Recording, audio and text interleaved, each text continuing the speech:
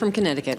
Thank you, Madam President. Madam President, this week the country has been riveted again by scenes of mass shootings, this time in California. I spoke on the phone to my seatmate, Senator Padilla, just a few days ago, and it's a conversation that I have had with the presiding officer. It's a conversation that I have had with senators from Colorado and Virginia. We all now increasingly come from states where we have seen dozens of people murdered at one time in these horrific mass shootings. And Madam President, I'm proud that in the wake of the Uvalde massacre, the shooting in Buffalo last summer, this Congress came together and finally passed, after 30 years of inaction, legislation that begins to make our communities safer. But what we saw in Monterey and Half Moon Bay is just confirmation, reaffirmation that we have enormous work to do. Let me first tell you the good news, and that is this. The legislation we passed last summer, the Bipartisan Safer Communities Act, it is saving lives as we speak. If you recall, that legislation set up a new background check process for younger buyers of weapons in this country. It eliminated the boyfriend loophole so that no domestic abusers in this country can get their hands on weapons. It gave funding to states to set up red flag laws. It strengthened our background check system. It's a set of really important changes. And a bipartisan group of us went out to West Virginia just a few weeks ago. Senator Cornyn, Senator Tillis, Senator Capito, 3 Republicans, myself, Senator Manchin, to see the background check system at work. We went out and sat right next to the background checks operators in their cubicles, and we watched them process these new background checks that are required because of the law that we passed. And we got briefings from the FBI in which they laid out for us the details of incredibly dangerous individuals that were in crisis, many of them under 21, who would have gotten a weapon in their moment of crisis had it not been for the legislation that we passed.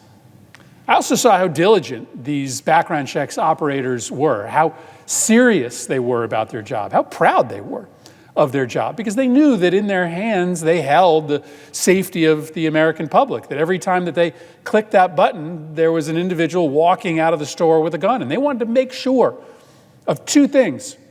First, they were protecting the American public, make sure that only those that were qualified under the law, that weren't deemed to be too dangerous, were getting those weapons. But the second thing they were concerned about, and every single one of them told us this, they were there to uphold the Second Amendment as well. They were there to make sure of the guarantee that if you're a law-abiding citizen, you can get a legal weapon. And I think all of us that visited were really impressed by the work that our background checks operators do, and we're confident that the bill we passed last summer is saving lives as we speak. But everybody in this country knows it's not enough. Everybody in this country knows that it was just a start. And I hope this year we will be able to build on the progress we made last year to find additional common ground. Because what you are seeing in California, what you have seen all across the country, are individuals, largely men, mostly younger men, whose brains are breaking. And in that moment of crisis, they are reaching for a weapon. They are seeing their path to exorcise those demons as running through an episode of mass slaughter. But it's important to note that this is not the only country in the world where brains break. This is not the only country in the world where people have paranoias. This is not the only country in the world with severe mental illness. And so the story of American mass murder is not a story of mental illness. It's not a story of paranoia. It's not a story of grudge or grievance, because every other country has that. But only in the United States does that grudge, grievance, paranoia and mental illness lead to mass assassination. And that's because in this country, we are flooded with weapons. And not just any weapons, but weapons of mass destruction. These killers, they use the same set of weapons, semi-automatic weapons, with attachable clips that can fire 30, 100 bullets out of one cartridge.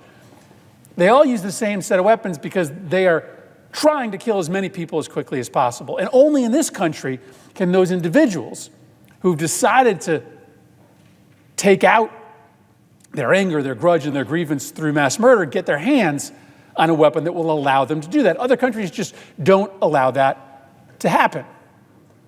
I've told the story many times before, but on the same day that Sandy Hook occurred, there was an equal number of students attacked in a school in Henan province, China. Every kid that was shot in Sandy Hook died. Why? Because I won't describe it for you on the floor today, but the damage that a bullet fired from an AR-15 does to the body of a little child is irrevocable. It literally tears you apart. The bullet is going so fast through your body. So none of those kids survived. But in Henan province, China, every child that was attacked survived. Why? Because in Henan province, the attacker, who was just as unhinged, likely, as the attacker in Sandy Hook, had a knife, not a gun. And knives can do damage too, but not as much damage as an AR-15. And so states that are more serious about keeping assault weapons off the streets and guns away from dangerous people, they have a lot less gun crime, a lot less. Countries that are more serious about making sure that people who have these grudges, grievances, and paranoias don't get their hands on dangerous weapons, they have almost rock bottom levels of gun violence. And I think we are at a moment in time where Americans know this. Americans are sick and tired of the status quo. That's why we were able to pass this law last summer. It was a start, a really important start, but it was, not a result of any of the advocates in the Senate perfecting their argument. It was a result of parents and students, families out there in America compelling Congress to do something because this country has had enough. And this country has not just had enough of the mass shootings, but of the 100+ people who die every day from gunshot wounds, suicides, accidental shootings, homicides, all of which can be prevented through limiting the access to dangerous people or people who are going through crisis to weaponry, and particularly weaponry of mass destruction. So I think that message from the American public that we heard last summer, it's not going away. The good news is we found common ground.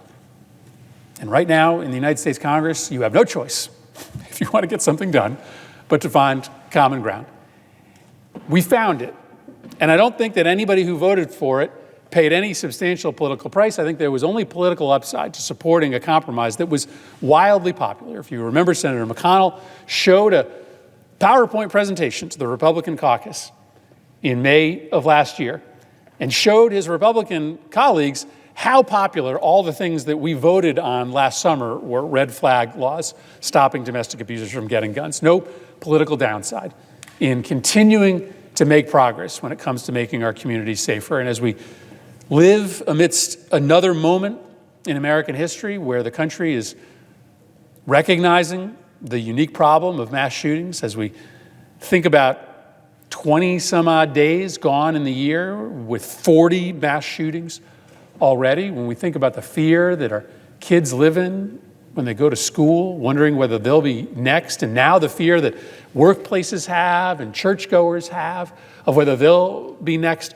it's more reason for us to make 2023 a year in which we don't follow the pre-2022 precedent of doing nothing, but we follow the 2022 precedent of finding the common ground between Republican Democrats to make this country safer. I yield the floor.